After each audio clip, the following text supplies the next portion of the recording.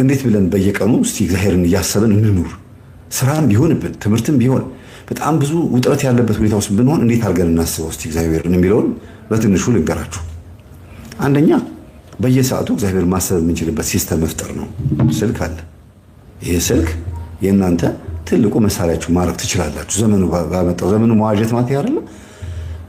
አላርም 6-7 አይነት አላርም ማድረግ ትችላላችሁ። 3 ሰዓት፣ 6 ሰዓት፣ 9 ሰዓት እና 11 ሰዓት አላርም ትሞሉና 3 ሰዓት ላይ ሲጮህ ስልካችሁ ቤትም ሆኖ ክላስ ውስጥም ሆኖ ወይም ስራ ቦታም ሆኖ መንገድ ላይ ታክሲ ውስጥም ብትሆኑ ልክ ሰዓታችሁ ሲጮህ ታቆሙትና አቡነ ዘበሰማያት ይትቀደስ አባታችን በሰማይ የምትኖር ስምህ ይቀደስ 55 ሰከንድ ወይም 1 ደቂቃ ነው።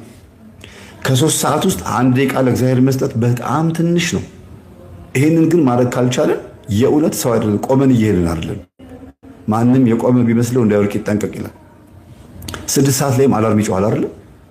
6 ሰዓት ላይ አባታችን ምን እያልን ነው የምንጸልየው? መጀመሪያ እናስባቸዋለን። ለምሳሌ 3 ሰዓት ላይ ምን ተደርጓል? ጌታችን ኢየሱስ ክርስቶስ ሊፈርድ የሚመጣው በዓለም ፍጻሜ ጊዜ ዓለምን ሊጠቀልል የሚመጣው 3 ሰዓት ላይ ነው። መጋቢት 29 ከጧቱ 3 ሰዓት እሁድ ቀን አይደል ዓለም የምትጠፋው ወይም ጌታ ሊፈርድ የሚመጣው የትኛው ቀን እንደሆነ አይታወቅም። ይህን እያሰብን ጌታ ሆይ ለፍርድ ስትመጣ በቀኝ ያለው እንደጸለየው በመንግስት አስበኝ እንዳለው ይህን እባክህን አስበኝ እንላለን 3 ሰዓት ላይ። ድንግል ማርያምን በዚህ ሰዓት ገብርኤል አብስሯታል 3 ሰዓት ላይ። ቅዱስ ገብርኤል ሆይ ድንግል ማርያምን በዚህ ሰዓት እንዳበሰርካት ለኔም ደግሞ ይሄ ነገር እንደዚህ ሆኖልሃል፣ ይሄ ነገር ተሳክቶልሃል ብለህ አብስረኝ ትሉታላችሁ። 3 ሰዓት ላይ ክርስቶስ ተገርፏል በሊጦስትራ በተገረፈበት በተቀጠቀጠበት በሾህ አክሊል በደፋበት ቦታ ላይ ለኔ ስትል በዚህ ሰዓት ተገርፈህልኛል፣ ለኔ ስትል በዚህ ሰዓት ደምን አፍስሰህልኛል፣ ተሰድበሃል፣ ምራቅ ተተፍቶብሃል፣ 6666 ጊዜ ተገርፈህልኛል። እባክህን ጌታ ሆይ አድነኝ፣ ይቅር በለኝ፣ እየበደልኩኝ ኃጢአት እየሰራሁኝ አሳዝኛለሁ፣ ከወጉህና ከገረፉህ እኩል ተቆጥሬያለሁና ማረኝ ትሉታላችሁ። 3 ሰዓት ላይ ሌላው ደግሞ 3 ደቂቃን ያዳነበት ሰዓት ነው። ገብርኤል ከእሳት እንዳዳንካቸው እኔንም ከዚህ እሳት ከሆነ ጊዜ አድነኝ ትሉታላችሁ። ብዙ ነው 3 ሰዓት ላይ የተደረገው። ከዛ ደግሞ 6 ሰዓት ሲሆን አጋንንት የሚሰለጥንበት ሰዓት ነው። ከዚህ ትኩሳት ከዚህ ርኩስ መንፈስ ከአፍጥጦ ከሚጠብቅበት ሰዓት አድነኝ ትላላችሁ። ከዛ ደግሞ ጌታችን የተቸነከረው 6 ሰዓት ላይ ነው። በመስቀል ተቸንክሮ መስቀሉ የቆመበት ሰዓት ነው። የዛን ሰዓት ለኔ ስትል ተቸነከርክ ጌታ ሆይ እኔም እኮ ኃጢአት በሰራሁ ቁጥር ከቸነከሩህ እኩል እየቸነከርኩህ ነው፣ ከወጉህ እኩል እየወጋሁ ነው። ስለዚህ እባክህ ማረኝ፣ የማርከኝ አምላክ ማረኝ፣ እባክህን ይቅር በለኝ፣ አሁንም ይቅር በለኝ። በዓመተ ምሕረት መሞት አልፈልግም። በዓመተ ምሕረት እንደ ዓመተ ፍዳ እንደ ዓመተ ኩነኔ እንዲሆንብኝ አልፈልግም እና አመሰግንሃለሁ ደግሞ ትላላችሁ። ስለተቸነከርክልኝ፣ ለኔ ስለተወጋህልኝ፣ አንተ ተወግተህ የሾህ አክሊል አድርገህ ለኔ የክብር አክሊል ሰጠኸኝ፣ የተወደድክ ቤዛዬ ትሉታላችሁ። 6 ሰዓት ላይ የሐሞት ያጠጡበት ሰዓት ነው። መራራውን ሐሞት። ሰው ጨካኝ ነው፣ ሰው ክፉ ነው። አንተ ፍቅር በለገስከው ቁጥር፣ አንተ መልካም ነገር ባደረግክ ቁጥር ሰው ግን ክፉ ሆነብህ። ፊያታው ይዘው የማናስብ በዛ ሰዓት። ከዛ 9 ሰዓት ደግሞ ትመጣላችሁ። 9 ሰዓት እናታችን ቅድስት ድንግል ማርያም እናት ሆና የተሰጠችበት ሰዓት። እንደገና ደግሞ የሞተበት ተፈጸመ ያለበት ሰዓት ነው።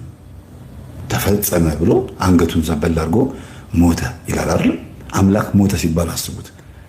ከባድ ነው አይደል? ግን የማይሞተው ሞተ በምን? በስጋ። ስለዚህ ድንግል ማርያምን እናት አድርገን በ9 ሰዓት ላይ ሰጥተኸኛል። የዓለምን እናት አማላጅ፣ ንጽሕት፣ ቅድስት በሁሉ ነገሯ ምንም ነገር እንከን የሌለባት እናት ስለሰጠኸኝ አመሰግንሃለሁ። ስለሷ ስትል ማረኝ። ዮሐንስን ወኪል አድርገህ ለኛ ሰጥተህናልና ስም የተመሰገነ ይሁን ትሉታላችሁ። ለኔ ስትል ሞተ ተባልክ። ከዛ 11 ሰዓት ላይ ደግሞ እንዲያውም ሲባል ሰምታችሁ ከሆነ 11ኛው ሰዓት ይባላል አይደል? 11ኛው ሰዓት ማለት በፍጻሜው በመጨረሻው ሰዓት እንደማለት ነው። ክርስቶስ ከመስቀል ወርዶ ዮሴፍና ኒቆዲሞስ አውርደውት ወደ መቃብር ያስገቡት ሰዓት ነው። ሞተ የተባለው ያ አምላክ ስጋ ወደ መቃብር ሄዶ ሞትን የተጋፈጠበት ሰዓት ነውና ጌታ ሆይ በዚህ ሰዓት 11 ሰዓት ላይ ከስራ እየተመለሳችሁ የሚሆን ከትምህርት ቤት በዚህ ሰዓት በስጋ ሞተ መቃብር ውስጥ ገብተህ ሞትን የተጋፈጥክበት ሰዓት ነው። እኔም ደግሞ እንድጋፈጠው ኃይል ስጠኝ፣ ሞትን እንዳሸንፈውም ትንሣኤ ሆነሃል። በኩረ ትንሣኤ ስለሆንክ አንተ ሞትን ድል ያደረግክ ስለሆንክ እኔም አሁን ካለሁበት የኃጢአት ሞት አድነኝ፣ እንዳሸንፈው እርዳኝ ትሉታላችሁ። ከዛ በኋላ ነው አባታችን የምንለው። እነዚህ ካሰባችሁ በኋላ ማታ ደግሞ መልካ ሩፋኤል ይጸልያል። ብዙ ጊዜ መልካ ስላሴ ማን ነው? መልካ ሩፋኤል፣ ሰይፈ መለኮት ሰይፈ ስላሴ፣ አንዳንዴ አርጋኑን ይጸልያል። አርጋኑን ጧት ነው ብዙ ጊዜ የተለመደው። እንዲህ አድርገን በቃ መዋል ነው። ካልቻለን እንኳን ቢያንስ መጸለይ ካልቻለን ይሄንን አስበን መዋል። ከዛ ገዳም ካሉት ከመነኑት ከነሱ እኩል ቢያንስ ፈጣሪን የማሰብ እኩል ስላችሁ ምንድነው ጸጋው ኮከቡ ሳይሆን ይሄ ከኮከብ ይበልጣል። በርግጥ ግን እነሱ በየሰዓቱ እንደሚጸልዩት እኛም ከበረከታቸው ለመካፈል እንዳይነጠቅ ለማስጠበቅ ያክል እንኳን ይጠቅመናል። ስለነበረ ሰዓቱ ላይ አምላካችን ስም የተመሰገነ ይሁንና እግዚአብሔር ይጠብቀን።